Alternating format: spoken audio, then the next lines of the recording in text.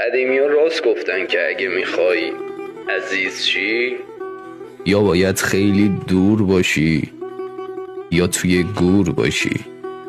خواستم بگم آدم‌ها این روزا بیشتر قبر شناسن تا قدر شناس، چون تا وقتی زنده‌ای یه شاخه گل هم بهت نمیدن، اما وقتی که بمیری همین آدما کل قبرت رو گلبارون میکنن.